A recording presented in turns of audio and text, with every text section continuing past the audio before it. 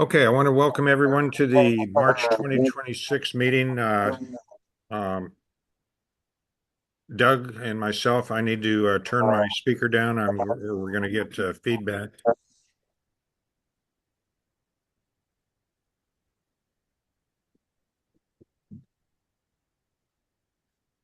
Welcome to the March 2026 meeting of the 1904 World's Fair Society. I'm Mike Truex, and tonight we'll continue our 40th anniversary year of the 1904 World's Fair Society. You probably know that this year also marks the 122nd anniversary of the World's Fair. I hope that everyone who attended the February meeting had a good time. We learned a lot about the Jerusalem exhibit, and that was news for us all. If you missed the meeting or want to see the program again, please contact me as it's a private listing on our YouTube channel. I want to thank you all for joining us tonight for this new program. We're going to hear William Lynn Duncan, a retired instructor at Furman University in Greenville, South Carolina. He's been active with the OLLI organization, teaching Oshman Lifelong Learning Institute classes at Furman. First, a few quick administrative reminders. Please be sure and silence your cell phones, but you should be muted so we wouldn't hear that anyway. This is our first all Zoom meeting in several years. A few reminders, please be muted and stay muted. You can use chat to ask questions, and we'll be monitoring that, and we'll get to the questions probably after most of the presentation.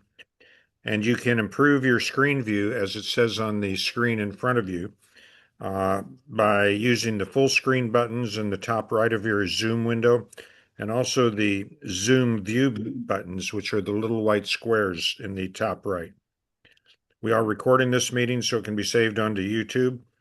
I'd like to remind all members to check the mailing label on your bulletin. It indicates the year that you are paid through. If it says 2026, great. If it says 2025, your dues are still payable for this year. Please check out the Society's Facebook group meeting.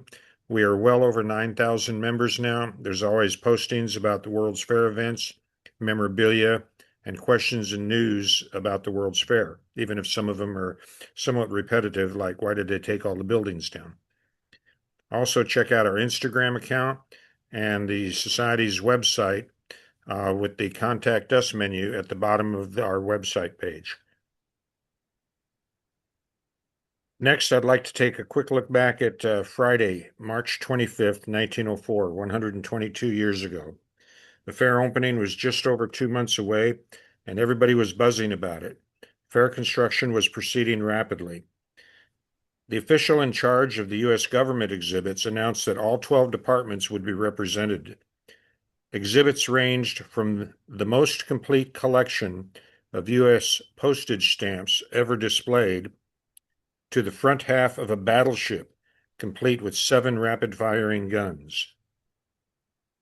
A train arrived at Union Station carrying about 400 natives from 6 tribes in the Philippines. They were called in the newspapers wild people and half-savage tribes. Nearly all were suffering from the change in climate as the train of unheated cars arrived from Seattle. Some reporters noted that the baggage car allegedly contained about 80 human skulls or heads. And it was announced, big news here, that the life-sized carved butter statues of Presidents Roosevelt, Lincoln, and Father Hennepin, who discovered the Mississippi headwaters, would be part of the dairy exhibit. North Dakota planned to present the statue of Roosevelt on horseback in his Rough Riders outfit. And with that, it's going to be my privilege to introduce Lynn Duncan. Lynn is, as I said, a retired history instructor at Furman. He's authored Yeah, 2 it's turned books up to about 100. South Carolina history. It's turned And up he's as been high as it'll teaching go. courses for the Osher Lifelong Learning Institute, otherwise known as OLLI, O-L-L-I, since 2019. I've learned that OLLI courses are often a series of related programs presented in conjunction with a college or university, usually to non-students. And with that, I'm going to turn the microphone over to Lynn Duncan. Thank you, Mike. In our OLLI program at Furman University, we have a course that's titled Learn, Forrest, Learn. And it's based on the movie Forrest Gump. Probably a lot of you have seen that movie before. But people who take that course have no idea what the topic of a session is until they get to the class each week. And I knew from watching the movie Forrest Gump that Forrest loved Dr. Pepper. Because in the movie, he drank about 14 as fast as he could. And I also knew that Dr. Pepper was popularized at the 1904 World's Fair in St. Louis. And so I decided that I was going to do a session for our Learn Forrest Learn class on the 1904 World's Fair. And that's what got me interested in doing more research and studying the history of the U.S. World Fairs from 1876 to 1984. It got me interested in organizing another course.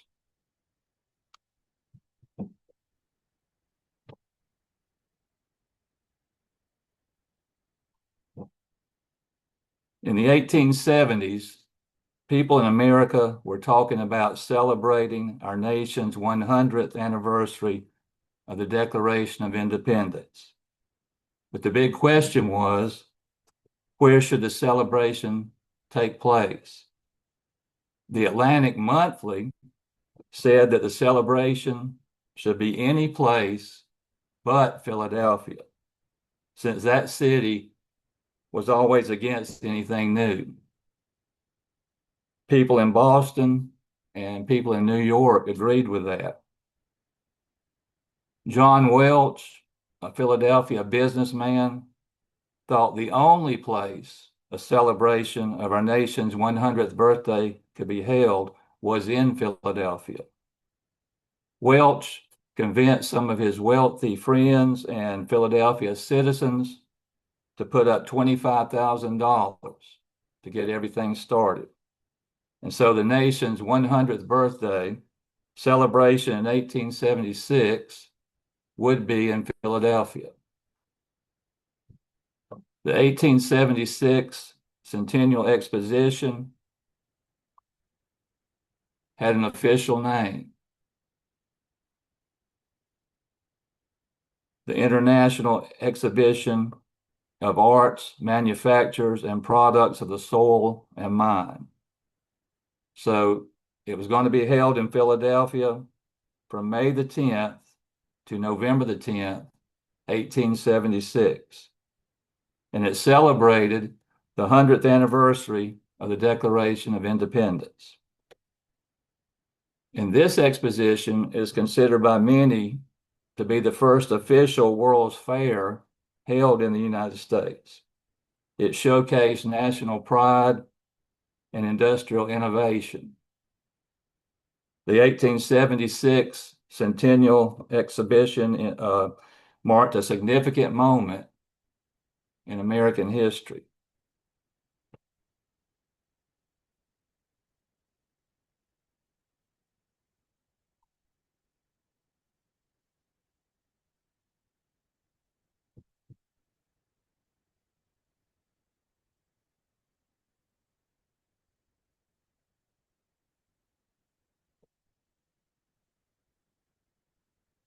The 1881 International Cotton Exposition took place from October the 4th to December the 31st, 1881 in Atlanta, Georgia.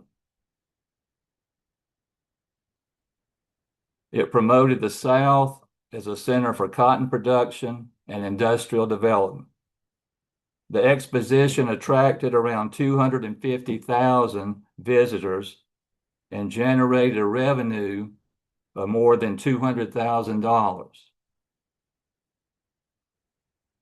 And it helped to establish Atlanta as a key industrial hub. This is a picture of the fairgrounds. This was at Oglethorpe Park in Atlanta, and this is how the layout was. And the largest building was made so that after the exposition was over, it could be used as a textile mill. On October the 27th, 1881, that day was designated as Governor's Day. At sunrise that morning, cotton was picked by machine in Oglethorpe Park. The cotton was then ginned on the exposition grounds, and it was then woven into cloth on a loom. The cloth was tailored into 2 suits on sewing machines, and those suits were worn by 2 governors to a reception on the grounds that night. One was worn by the governor of Georgia, the other was worn by the governor of Connecticut.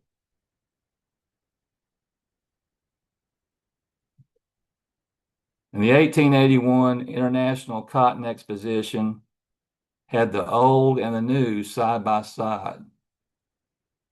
Here you can see the spinning wheel on the left and the electric loom on the right.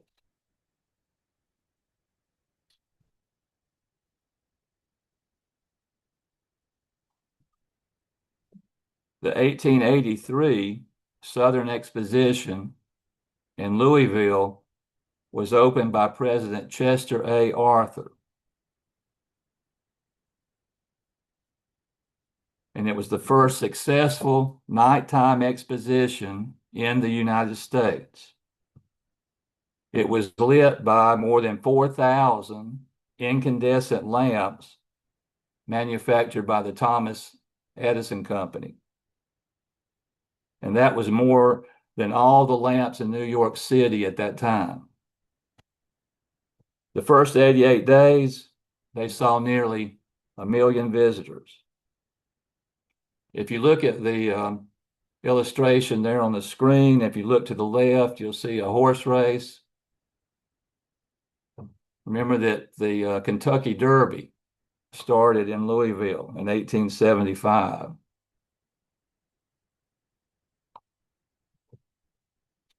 The 1883 to 1884 American Exhibition of the Products, Arts, and Manufacture of Foreign Nations hosted the most foreign exhibits up to that time. It was held in Boston. It was privately owned and managed by local business leaders. And this exhibition offered exhibit space to manufacturers and to dealers who shipped their goods to Boston. And Congress agreed that all those goods could enter the United States duty-free. The exhibition attracted 300,000 people, but at that time, they still considered that to be a disappointing number.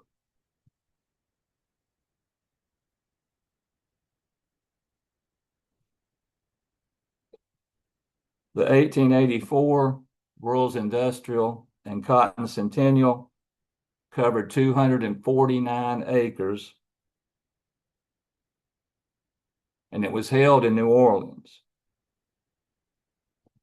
And most of the buildings and exhibits were far from completion on December the 17th, when President Arthur pressed a button in the White House that rang a bell to the fairground to signal the start of festivities. This is Horticultural Hall that was part of that centennial. And they only had a few plants donated at the last minute by local gardeners. A month after this exposition opened, it was $250,000 in debt, and it was forced to close on June the 1st, 1885.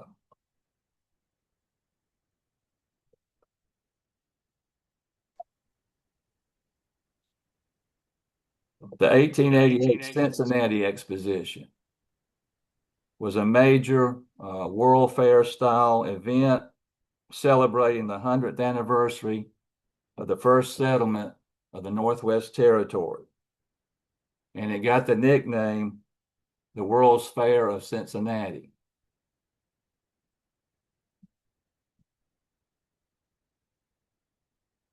The exposition highlighted the city's artistic institutions and cultural output.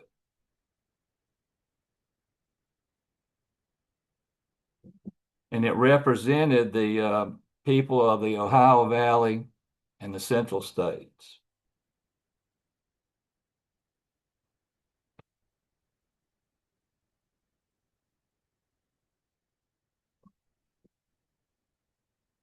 The 1889 International Industrial Fair in Buffalo was built on land where the driving park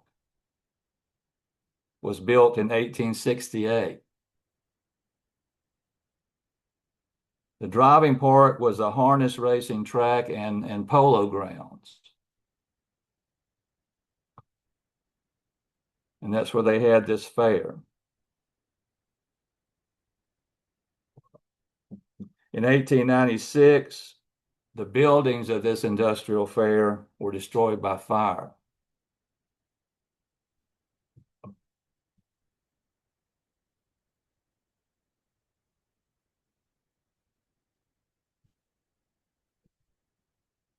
The 1893 World's Columbian Exposition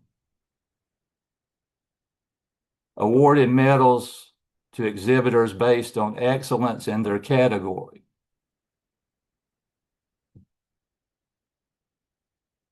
The medals were awarded in bronze. They were designed by artists like Augustus St. Gaudens and Charles Barber. And one example was the beer exhibitions. They were evaluated for quality and innovation rather than direct competition with other exhibitors.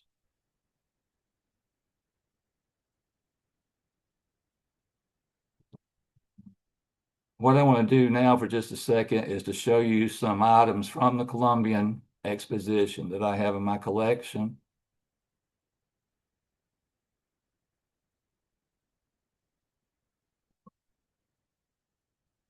Notice the perforations that have been punched into the ticket when it was used.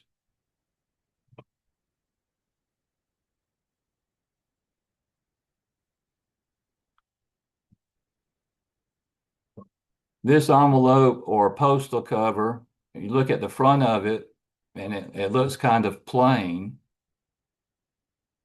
But what I like about it is on the back. Chicago and Alton Railroad.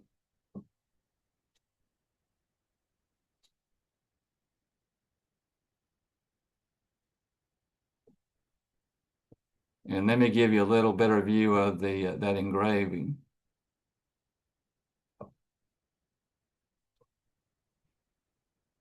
Direct line to Chicago and the World's Fair. And it shows a seated Columbia. You can see her Liberty cap on that pole.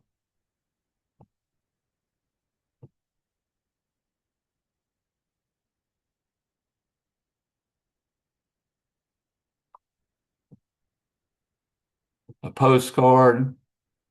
I think this is the one that someone wrote a note after they had visited the Michigan building.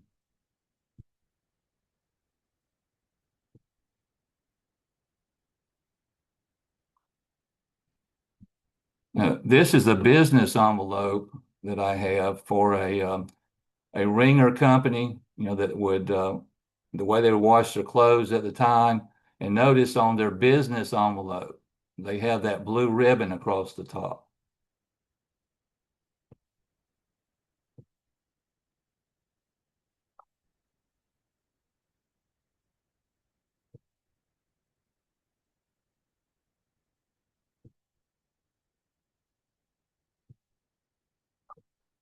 And that's the top of the ribbon.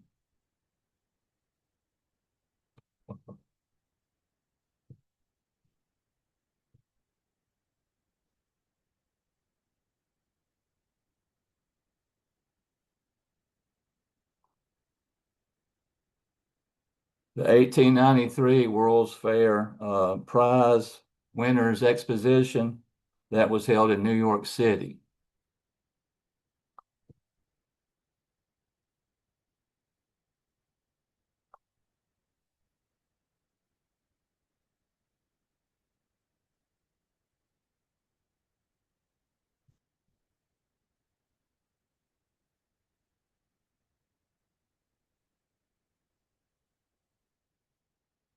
Then the 1884 California Midwinter International Exposition was held at Golden Gate Park in San Francisco.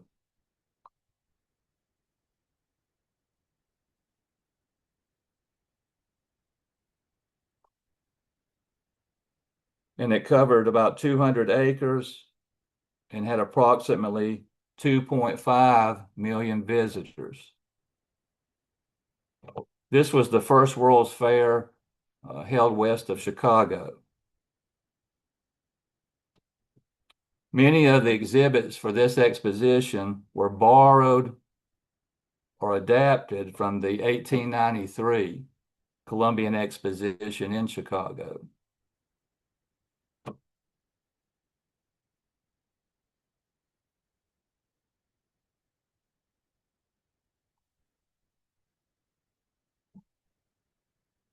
The 1897 Irish Fair was in Chicago.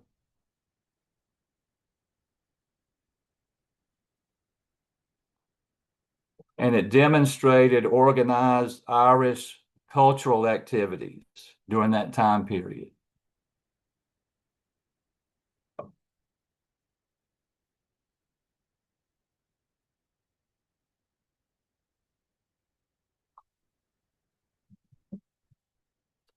The 1897 Tennessee Centennial and International Exposition.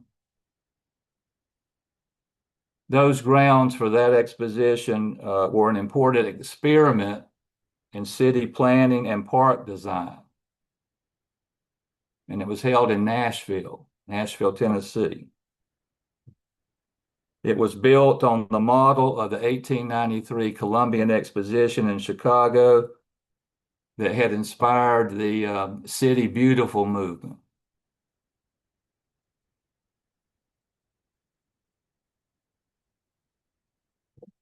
The exposition featured neoclassical buildings, a man-made lake, and elaborate landscaping. And the Centennial City in Nashville was granted full powers of a separate city.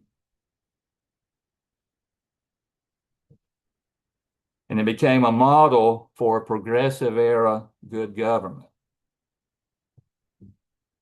The 1897 exposition in Nashville had major exhibits devoted to art and to history. And there was an exact scale replica of the Parthenon of ancient Greece. And that was erected at the center of the exposition grounds.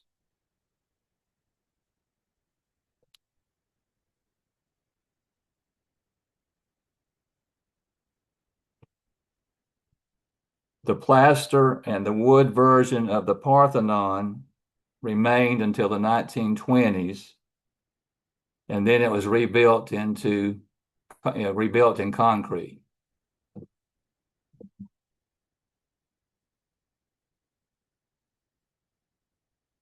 And that gives you an idea of the grounds there in Nashville, with the Parthenon in the middle.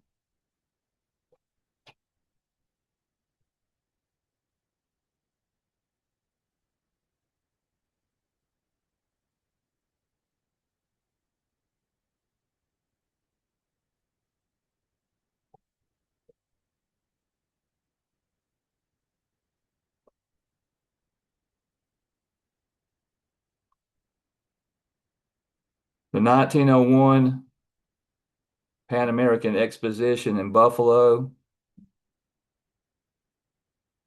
was a major World's Fair. Buffalo at the time was the 8th largest city in the U.S. and it had excellent rail connections. That was another reason it was in Buffalo.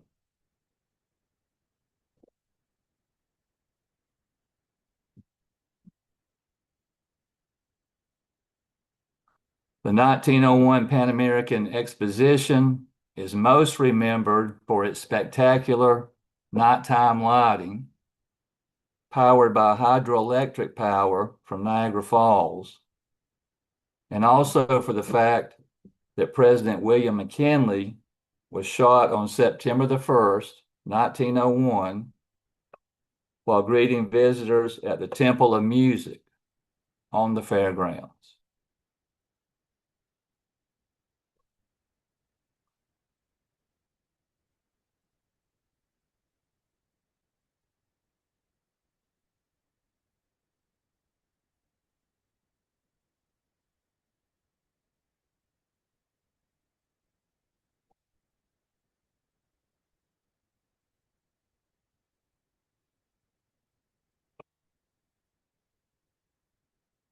President McKinley died 8 days later after being shot.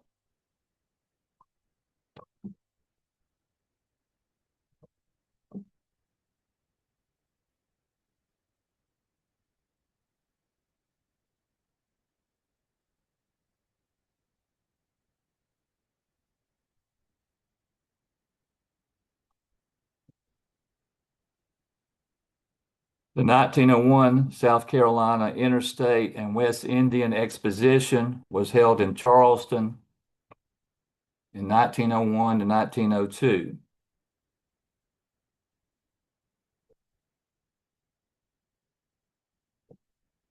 There was a big parade that was held in downtown Charleston,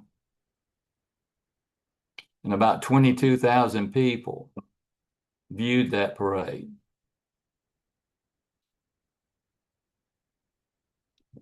But this exposition lost money, and the organizing group went bankrupt.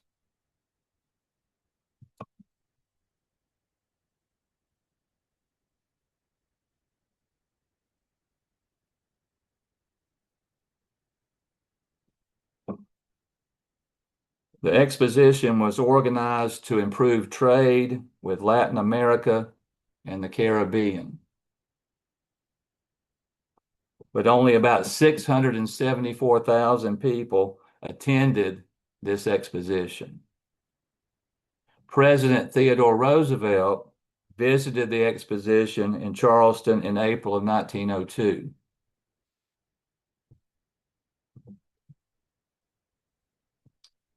The state of South Carolina acquired the western part of the exposition grounds, and it became the site of the new Citadel campus when it relocated there in 1922.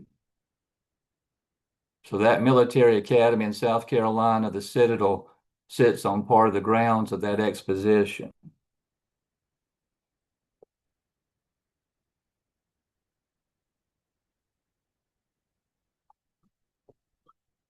This building was at the center of the exposition in Charleston. And this building was called the Cotton Palace.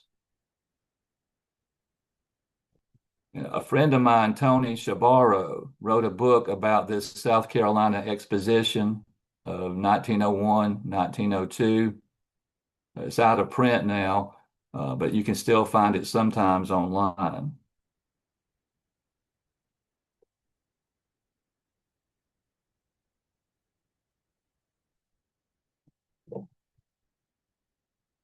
Now we come to our fair held in 1904. And I say that because I recently have joined the society and have gotten a lot of great information already sent to me by the society.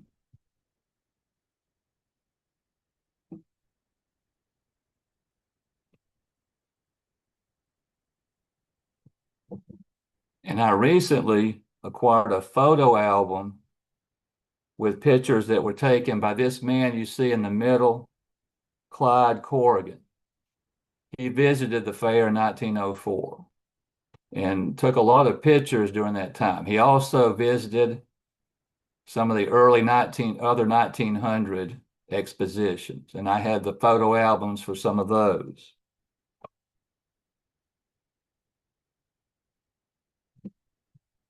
So that's Clyde Corrigan, who took this picture on the right that's in the album.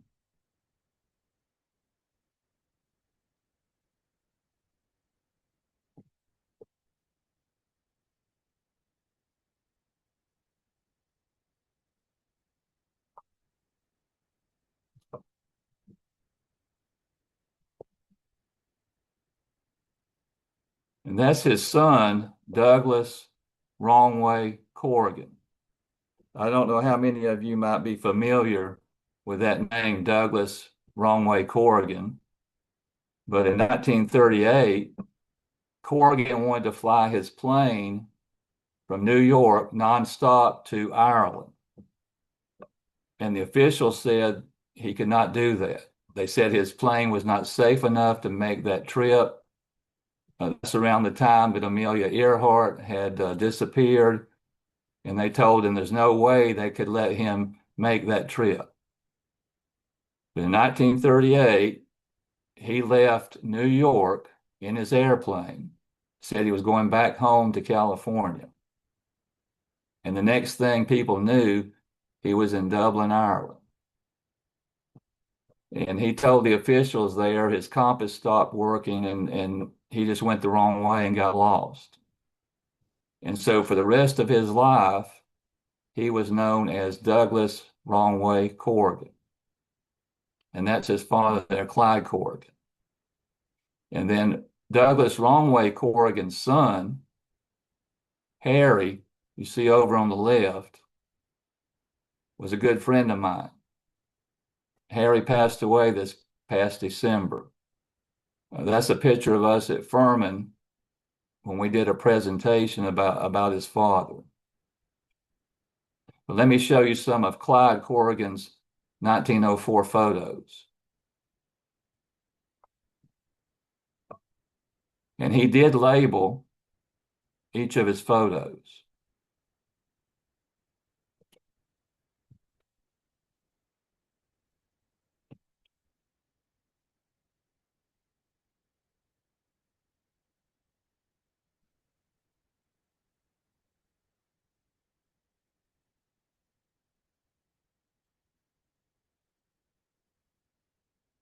And a lot of his photos, you see people, and you can see how, large the buildings were.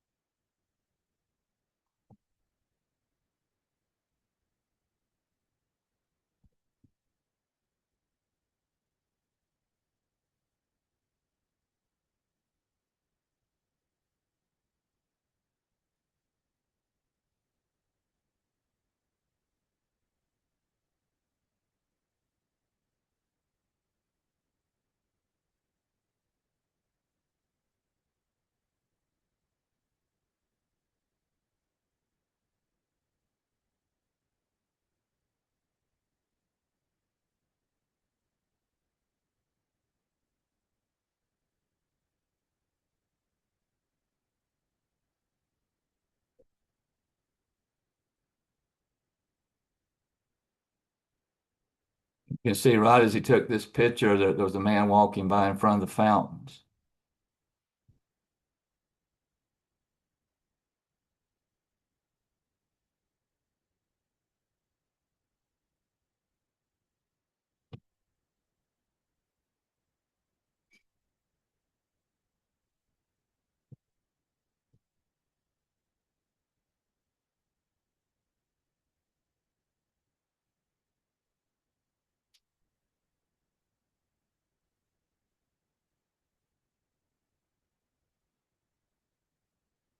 There's a view of the pike.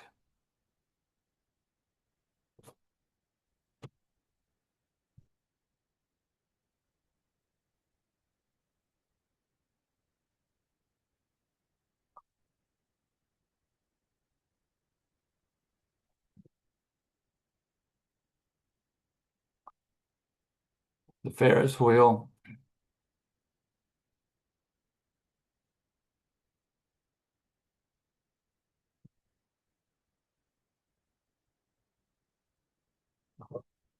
And then this shot of the Ferris wheel at night. And I'd never seen a photo of the Ferris wheel, from this side angle before.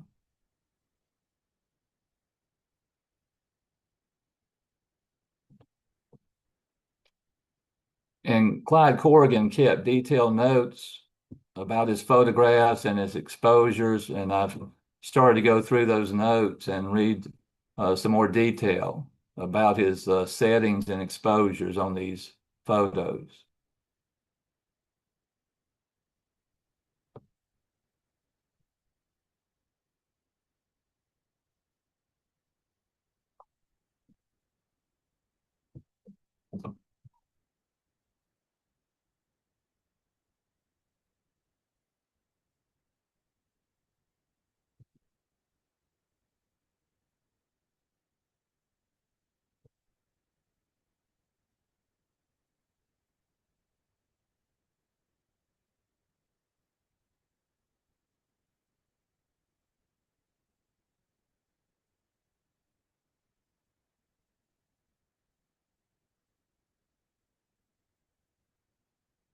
I thought this was interesting.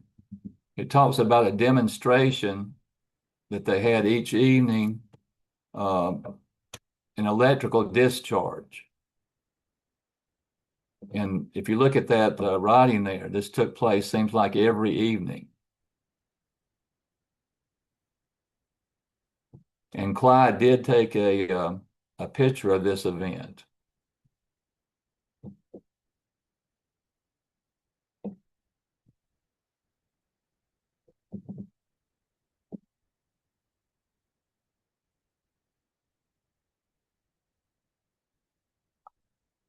And there's the photograph he took of the high voltage electricity, that demonstration at night.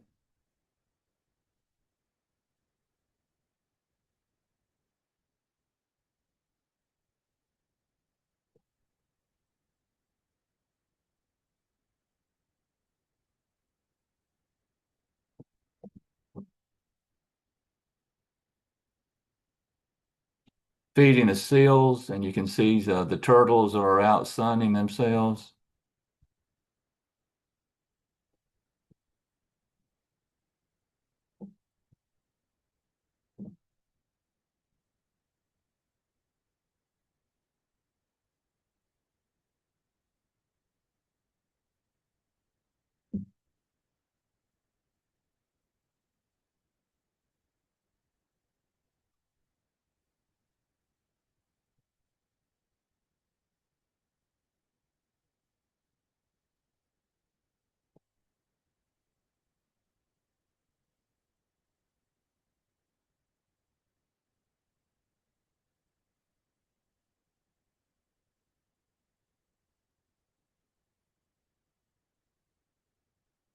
The 1905 Lewis and Clark Centennial Exposition was organized to promote Portland's growth and potential as a major economic center in the region.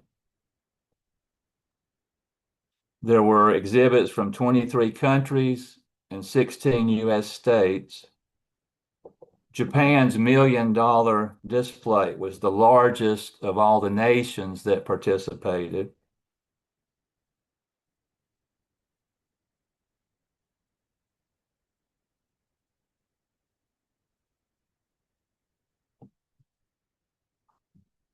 And the forestry building was the major attraction, and it was billed as the world's largest log cabin at the time.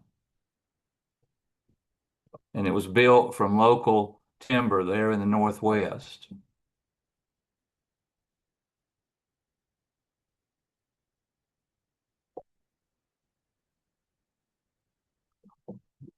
The 1905 Irish Industrial Exposition was held at Madison Square Garden in New York.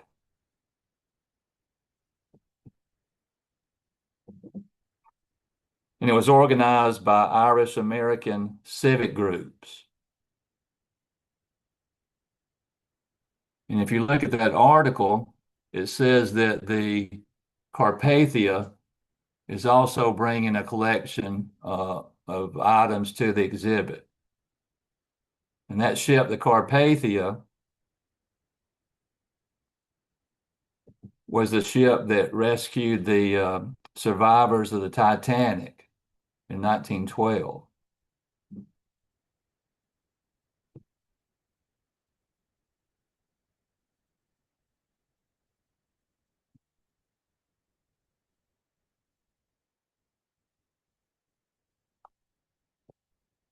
The 1907 Jamestown Exposition was held at Sewell's Point on Hampton Roads in Norfolk, Virginia, because the original site of Jamestown was too isolated and too small to have an exposition located on it. Only 14 of 38 main buildings were finished by opening day.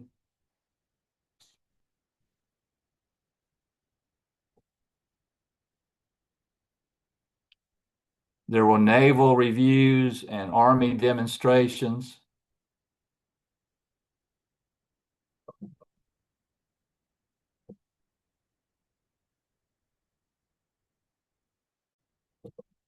And they had a midway entertainment area called the Warpath. And the Warpath had a Wild West show, a wild animal show, an ostrich farm, a reproduction of a Klondike gold mine, a deep sea diving display, and a colonial Virginia display. And President Theodore Roosevelt officially opened the exposition and presided over the Naval Review. Mark Twain and Booker T. Washington visited the exposition.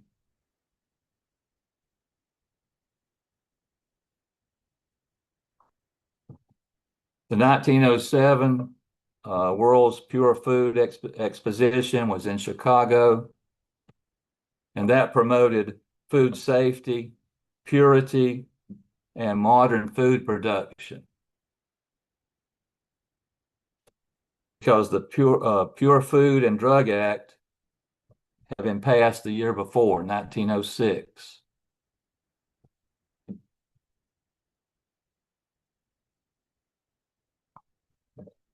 The 1908 International Mining Exposition showcased mining technology and government-backed geological displays, and that was held in Madison Square Garden.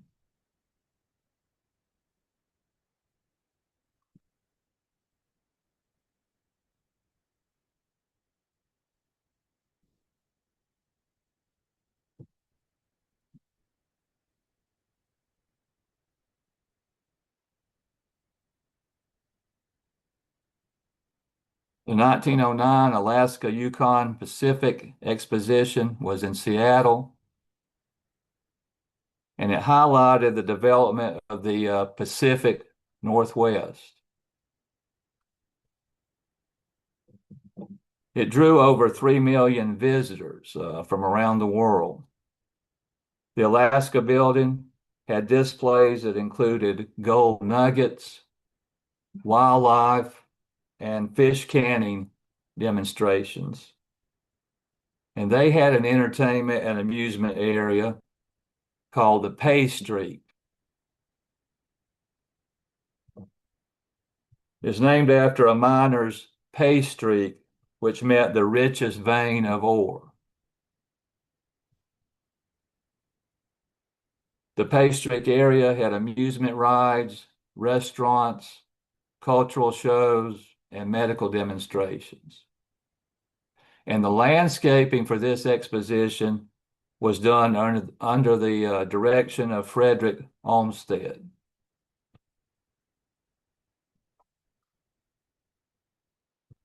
The 1909 Hudson Fulton celebration was in New York, and it was held to commemorate the 300th anniversary of Henry Hudson's discovery of the Hudson River and the 100th anniversary of Robert Fulton's first successful steamboat.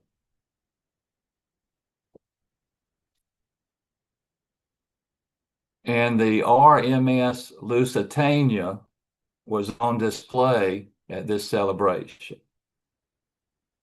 6 years before it was sunk by a German U-boat in 1915.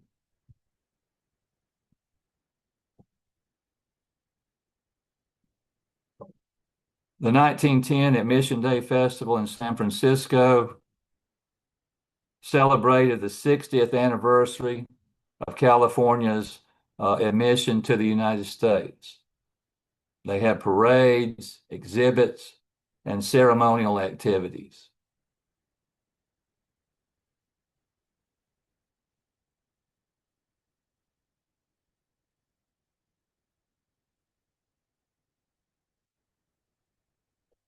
The 1911 International Mercantile Exposition was held in New York.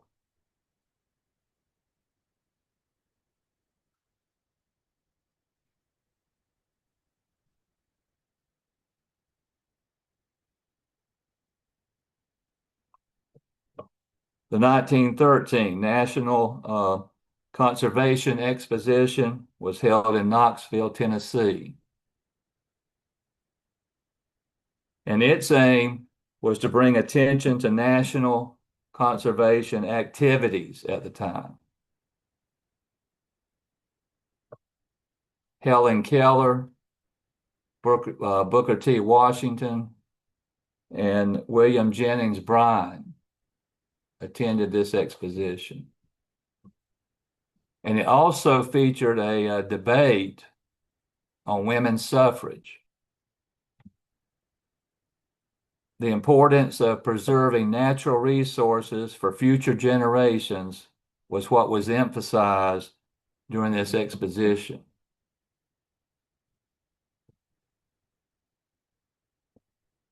The 1914 U.S. National Star-Spangled Banner Centennial was held in Baltimore to commemorate the 100th anniversary of the writing of the Star-Spangled Banner by Francis Scott Key.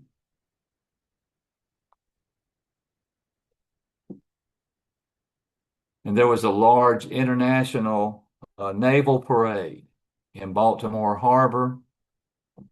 There was also a military reenactment of the 1814 bombardment of Fort McHenry.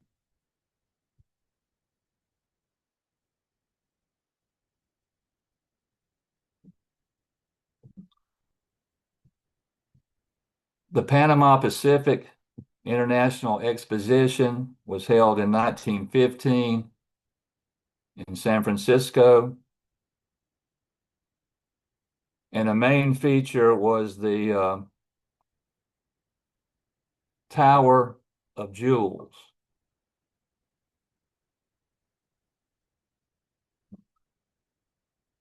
A 435-foot tower covered with over 100,000 cut glass nova gems that sparkled in the daylight and glowed at night. Both of these photographs were taken by Clyde Corrigan.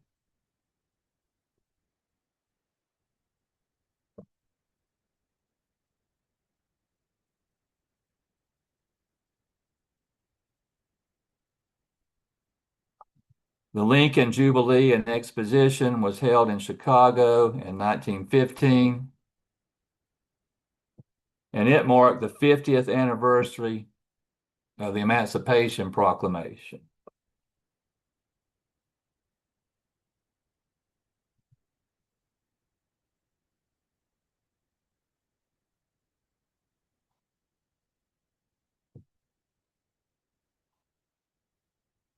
The Panama, California Exposition in San Diego was a World's Fair that celebrated the opening of the Panama Canal. San Diego was the first American port of call north of the Panama Canal on the Pacific coast. And San Diego would be the smallest city to host such an event.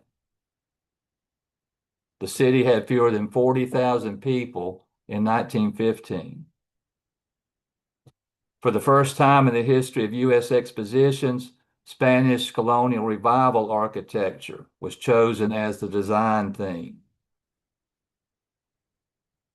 Plans called for the buildings to be demolished after the exposition ended, but the people of San Diego had fallen in love with what they called the Dream City.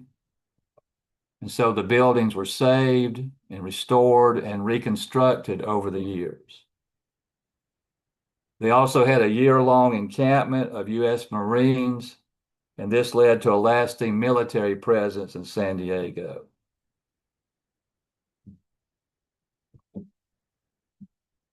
The Bronx International Exposition of Science, Arts, and Industries was in 1918.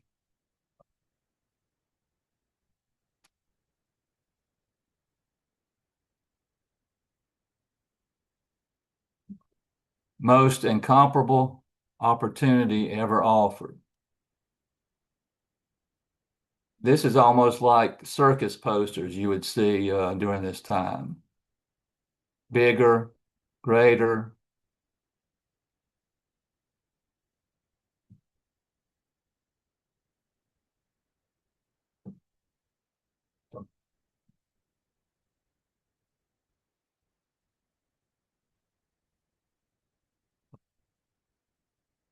The California Liberty Fair of 1918 in Los Angeles celebrated the end of World War I. And it was also an opportunity to celebrate the passing of the influenza epidemic. The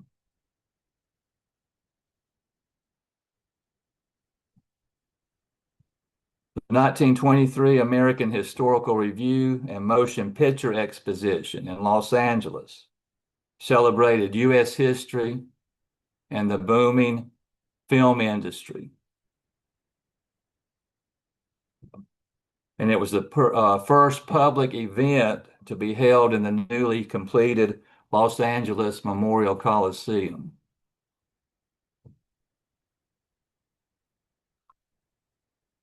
In 1924, they had the French Exposition in New York. This is one I've not been able to find a lot about.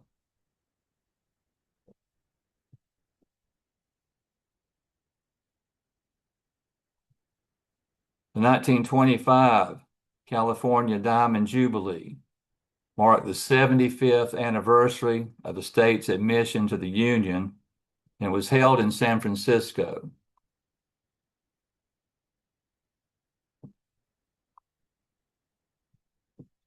And they had an entertainment area that they call the Joy Zone. It had games and carnival amusements, circus-style acts, live bands, bathe and beauty reviews, and a variety of water exhibitions.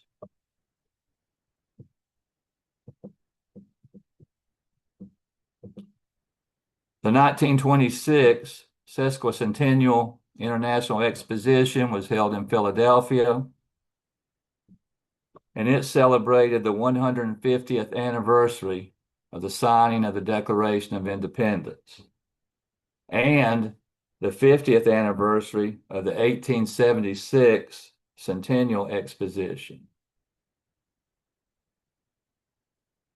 But it didn't attract enough visitors to even cover the cost of the exposition.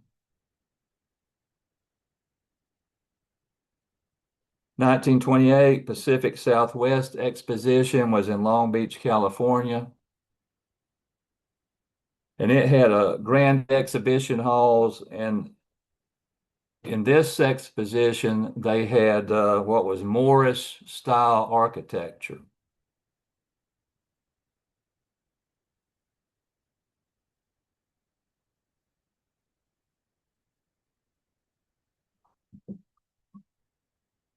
The 1933 and 34 Century of Progress International Exposition was held in Chicago. and it was famous for its very vibrant colors.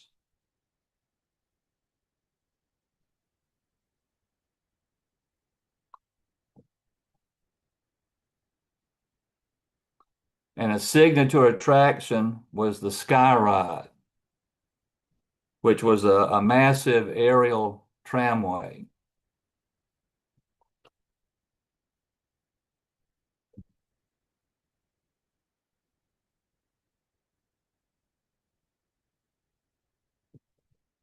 The 1935-1936 California Pacific International Exposition was held in San Diego.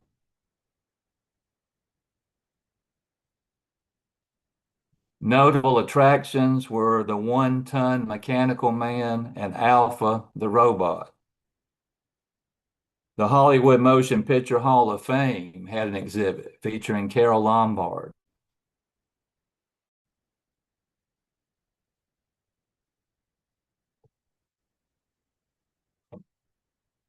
The Texas Centennial Exposition in 1986 was in Dallas.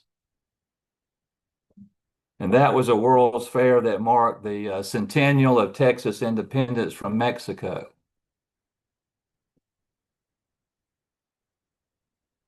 Over 6 million visitors attended. And remember, this was during the Great Depression, and this exposition in Dallas generated $50 million and created more than 10,000 jobs in the middle of the Great Depression.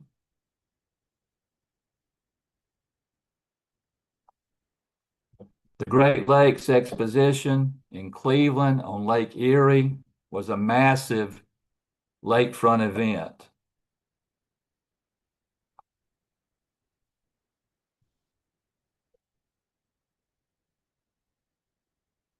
And one famous attraction was the Billy Rose Aquacade. And it was a floating stage that was on barges that could be electrically moved out and brought back in for shows. And it included a water ballet, synchronized swimming show, and then this large amphitheater that you see that could seat about 5,000 people. It featured actor and Olympic swimming star Johnny Weissmuller, and also Olympic gold medalist Eleanor Holmes. They had live bands, they had orchestras. And then they took this aquacade to New York in 1939. And then I think it was 1939, they also took it out to the West Coast.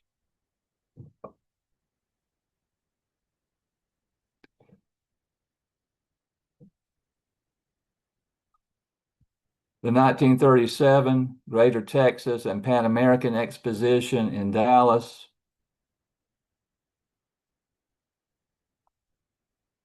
featured athletes from the Americas and international competition. And it was a precursor of the Pan American Games.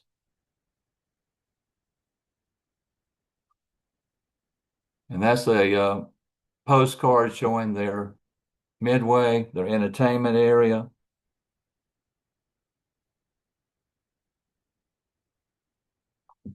Compared to the Pike.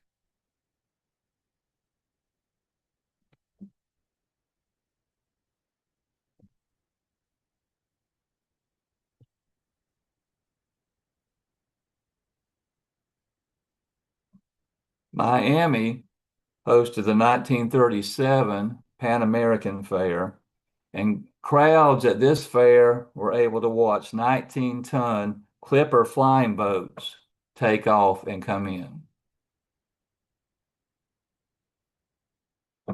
Pan American Airlines advertised these flights as luxury air cruises.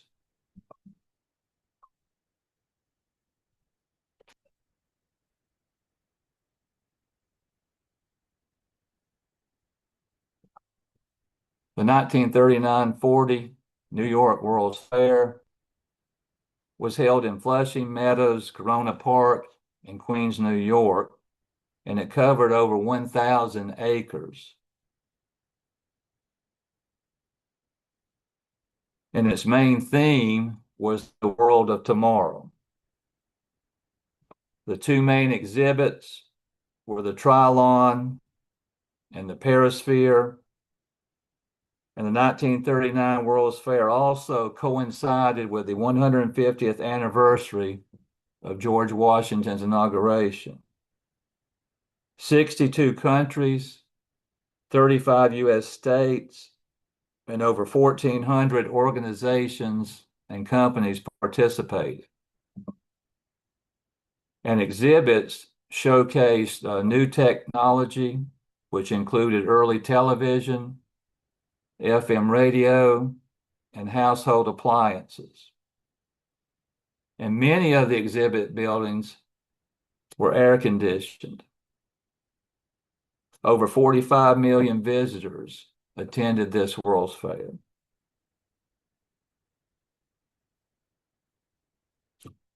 The 1939-1940 Golden Gate International Exposition in San Francisco was called the Pageant of the Pacific. The San Francisco-Oakland Bay Bridge had opened in 1936, and the Golden Gate Bridge had opened in 1937.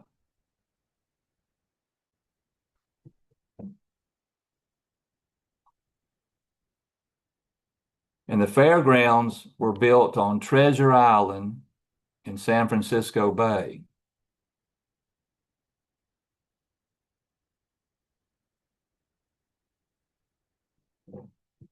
This was in the newspaper. Notice, besides counting the people that attended each day, they counted the number of boats and automobiles.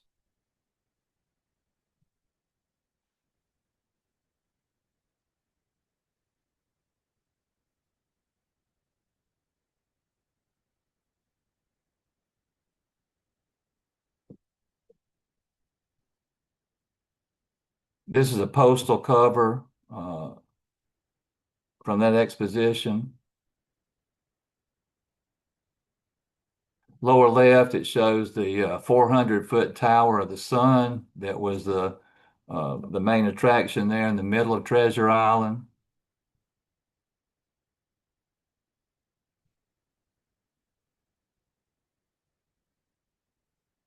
Here's an aerial view, and you can see the Tower of the Sun. And this is a photograph that was signed by Douglas Romway Corrigan. I don't know if you can see it, but he had written some things on this photograph because he was at this exposition and his airplane was on display in that hangar you see at the bottom.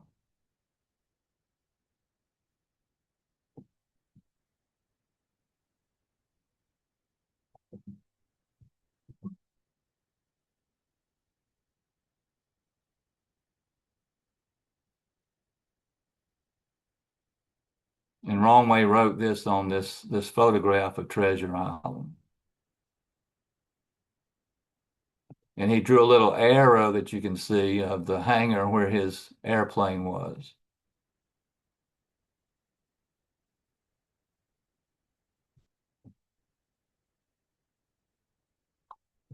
And there's Romway Corrigan with his airplane.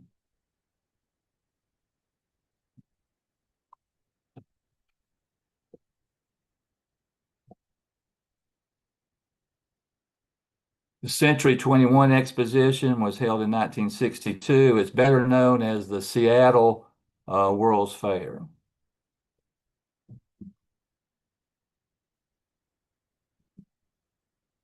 It lasted 6 months and it drew more than 9 million visitors, and it left behind some of Seattle's most iconic landmarks, the Space Needle and the monorail.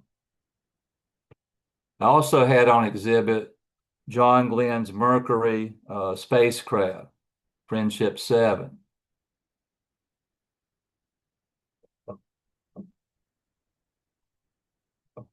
The 1964-1965 World's Fair was held in New York, and the theme was peace through understanding.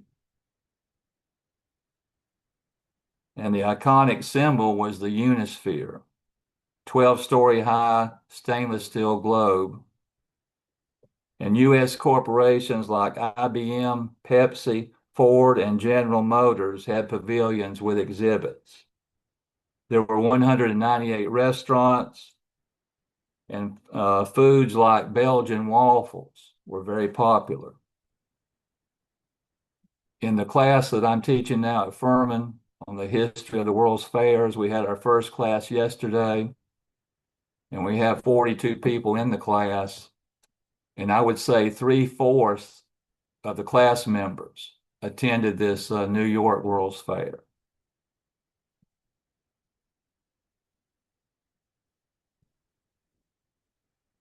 In the Hemisphere of 68 was in San Antonio. It drew over 6 million visitors. The Tower of the Americas remains one of San Antonio's landmarks even today. It's a 750-foot observation tower with a restaurant at the top. Expo 74 in Spokane was the first environmentally themed World's Fair. Over 5 million people attended Expo 74.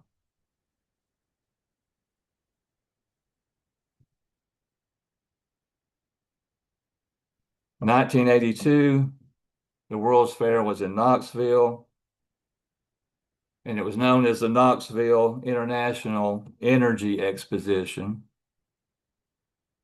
And its theme was Energy Turns the World.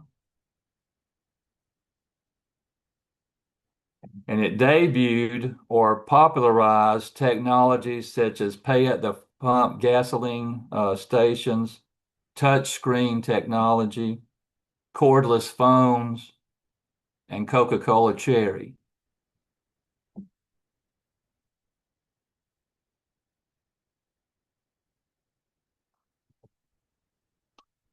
The Louisiana World Exposition was held in New Orleans, and it had the first character mascot for a World's Fair.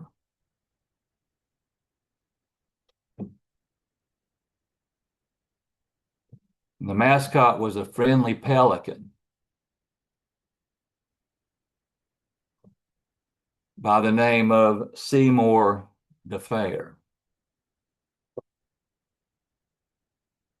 Only about 7 million visitors came to this fair in New Orleans. 2/3 of those that attended were residents of Louisiana. The 1984 World's Fair had competition at that time from the 1984 Summer Olympic Games in Los Angeles. So there were not a lot of people that attended that fair. And in closing, I just want to show a few more photographs of Clyde Corrigan from 1904.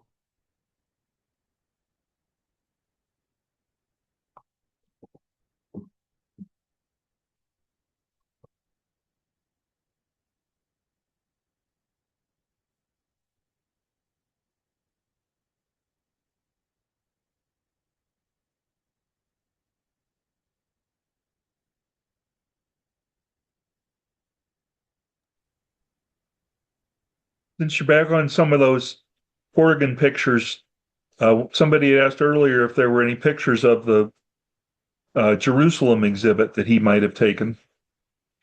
I haven't seen any. Okay. No.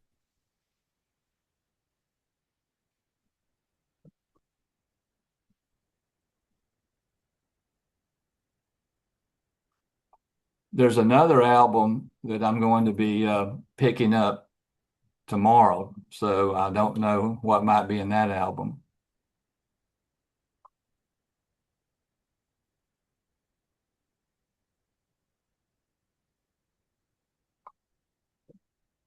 Really unusual to find lots of pictures from individuals at the fair versus the professional photographers. Yes. And it's amazing the detailed notes that he kept.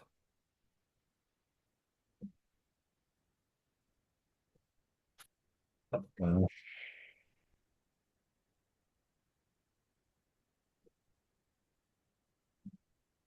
So that was all I have as far as the presentation and the photographs. Doug, do we have any questions? Yeah, there's a few questions. Okay. Well, one of them that I even asked myself earlier was, you'd gone over the New York event in 1893, because it seemed strange that there was an event in Chicago and then one in New York. And Mike Truax wrote back that the one in New York was for the prize winners from the Chicago World's Fair. Yes, yes. Okay. Yeah, that Well, same question was asked in my class yesterday, why they had the fair in okay. Chicago and the medal winners in New York.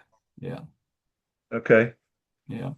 Someone asked, I think it was Mike asked, that was the Parthenon in Nashville built to be temporary or permanent? I think they built it to be temporary, but they liked it so much they kept it, and then it started to deteriorate, and they finally, rebuilt it. What was its purpose during the fair? They were focused on the neoclassical type buildings. Nashville got the name the Athens of the South, and they were promoting that, um, and that was the centerpiece of the fair. Wow. So I know it's still there, and I always thought it was just really a strange thing that it was there. So this is actually the first time I ever heard that it had been part of a fair. So I'm really glad you went over that. Yeah, I think you saw in that picture, it was like in the center, of the fair. Let's see. Yeah, the I did some cheating on the phone while you were talking, and another person asked were all the buildings tended to be temporary at most of these fairs, not like the art museum at our fair that was intended to be permanent.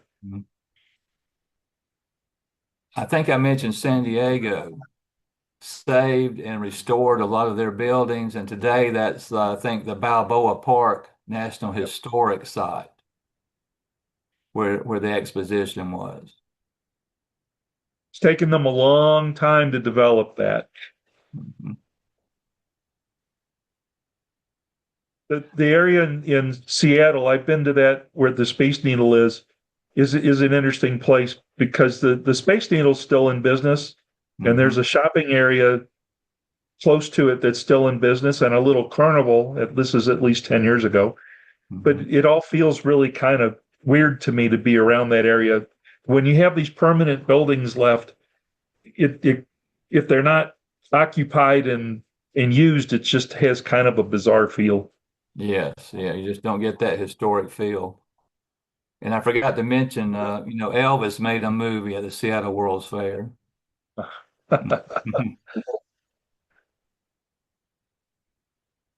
Somebody Any, mentioned that Men in Black was filmed in some of the 1964 New York World's Fair buildings. okay, okay. And that big globe is still in New York.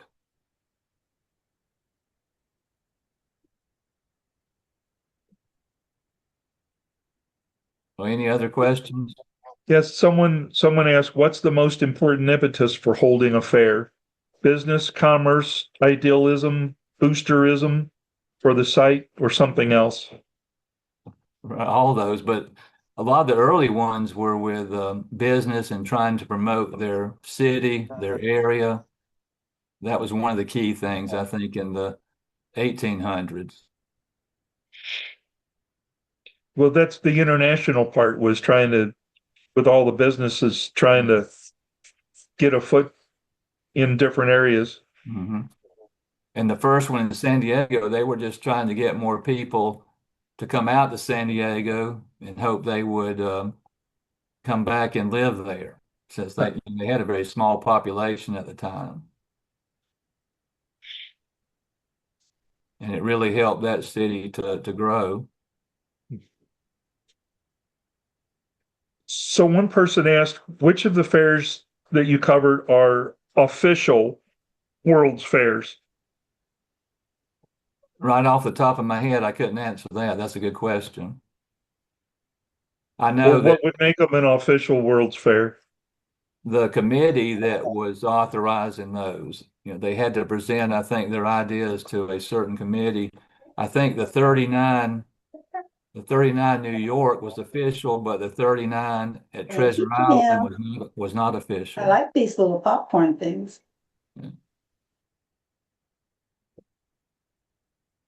Yeah, I think that's an interesting subject to go over. There is an exposition Bureau of Expositions or something, and I'm sorry I don't know the real name Yeah, that that's it. Yeah. sponsors them Yes. or categorizes or something. Yes. To get the official title, I think they had to be approved.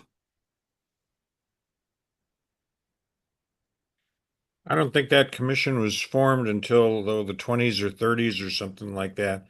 And before then, you were free to have whatever exposition you wanted, call it whatever you wanted, and hopefully invite enough people and countries and businesses and states to come and do it and make it worthwhile. Yeah, I think you noticed that there were a lot of them we talked about in the 1800s there, late 1800s. Into the early 1900s, almost just one right after the other. Doug, did you catch the question about did each fair have a permanent building or remnants or what's left from the different fairs besides the art museum here, the museum up in Chicago, etc.? Yeah, I kind of asked it, but I might not have asked it all the right way. I think I asked more, did all the fairs have temporary buildings? And I probably should have asked how many buildings were permanent at the fairs.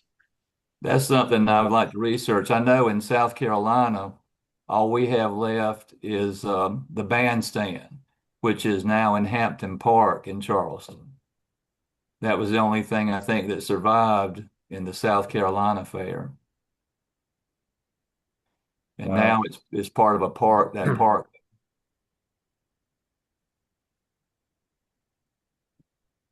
So we did save that.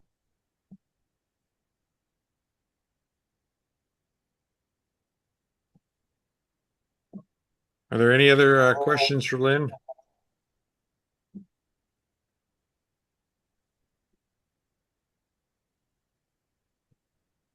Well, I want everyone to wave your hand or give it a little applause. You can unmute yourself if you want. We're coming down to the home stretch here, but Lynn, that was a real informative presentation. I did not realize myself how many World's Fairs there were held in the late 1800s, up into the 20th century. It was quite impressive list and a lot of research. Thank you. And thank you, Mike, and members of the society for inviting me to do this presentation. I appreciate it. Well, thank you for being a member of our society. It's a great society.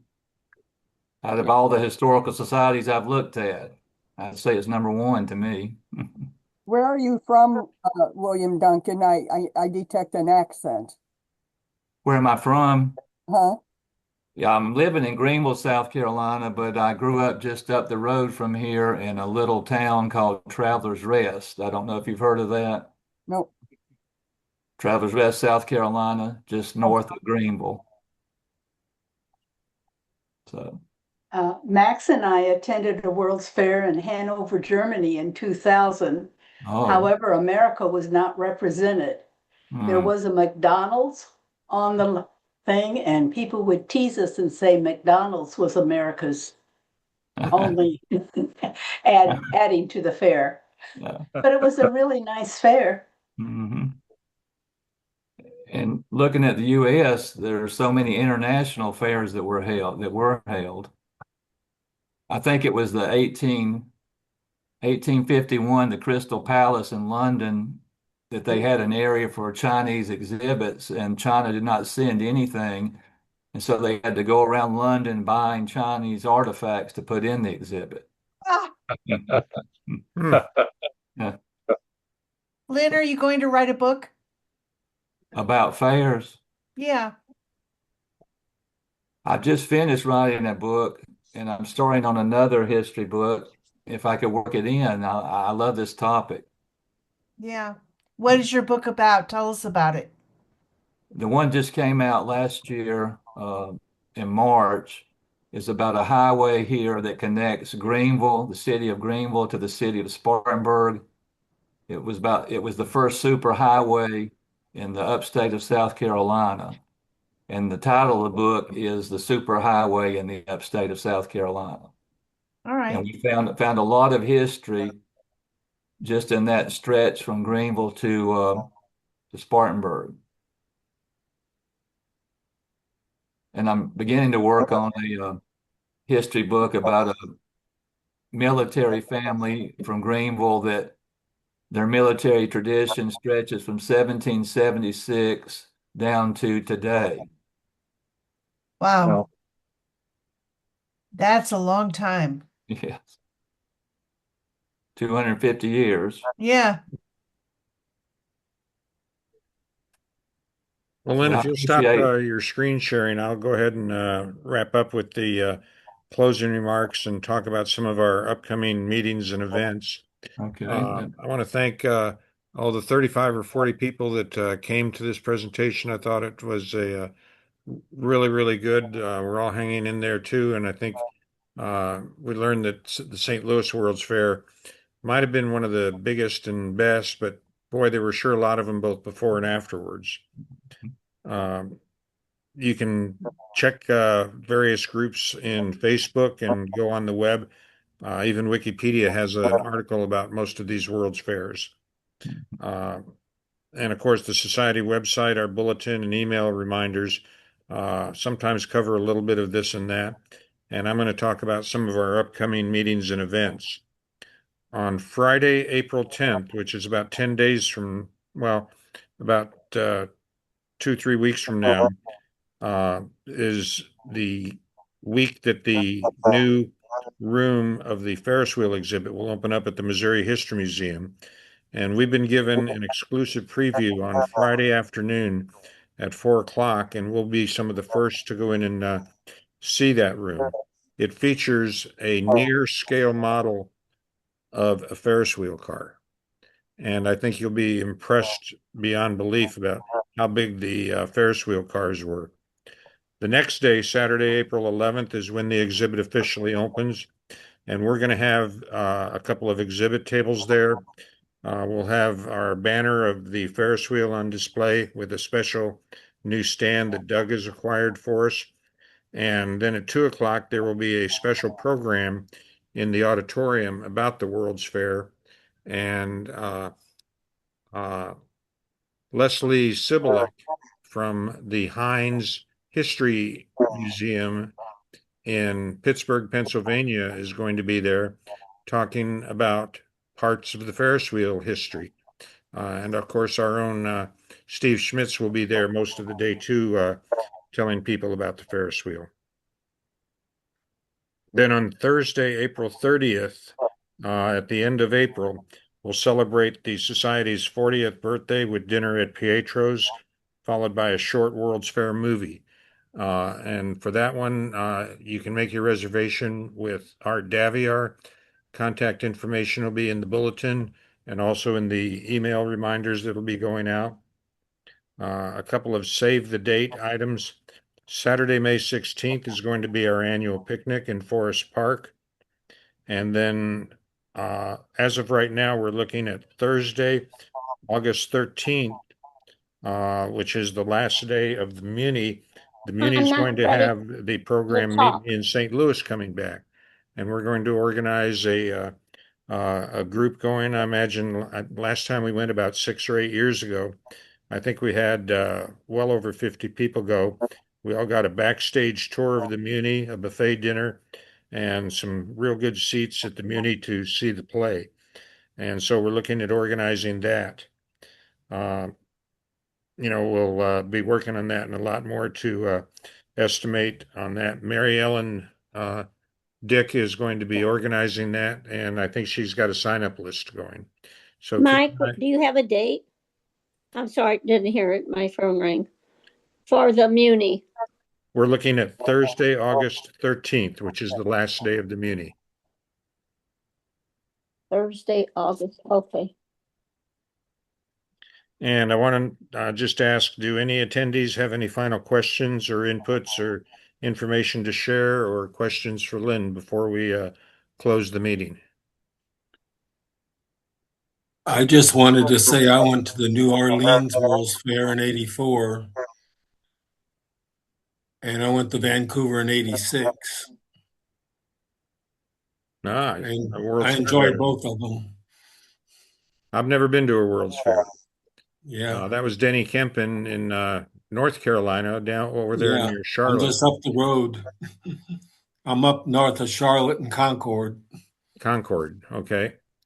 Hi, Denny. Two or three other charter members on hand, Shara Storm and Reva Mae Davis. I think I saw Larry Gross's name at one time as a charter member, and there might be one or two I missed, but I'm glad you all are still with us 40 years later. Yeah. I'm lucky. Danny, you don't look a day over 50. Yeah, right. You must have joined when you were 10. 78 next month. 92. Oh, Denny, say something and give us a quick count. Look what's behind Denny on his wall. Oh, I see that. Oh, you got to see my new anniversary present. Oh, Nice. I like that, Denny. That's a pretty one. Yeah, my wife ordered it. Okay, well, with that, keep an eye open for your emails that Doug has been real good about sending out. I'll get a reminder of upcoming meetings and a sign-up list to help staff our table on Saturday, April 11th, on the opening day for the Ferris wheel exhibit.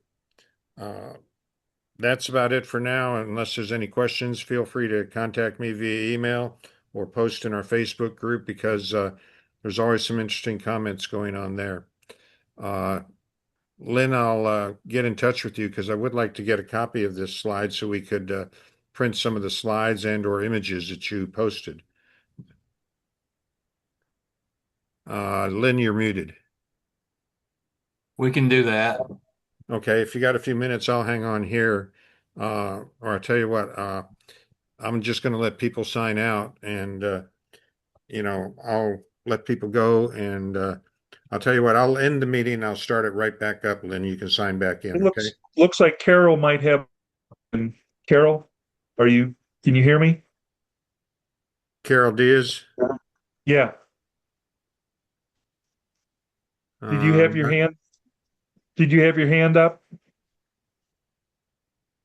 Oh, you're muted. Unmute yourself, Carol. Yeah, okay, sorry.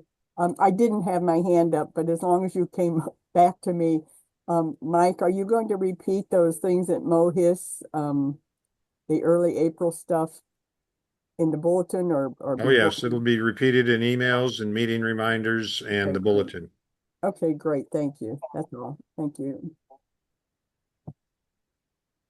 Okay, with that, I'm going to end the meeting here. We still have about 20 people signed in. I'm going to end the meeting momentarily, and I'll see you in about 3 or 4 minutes, Lynn.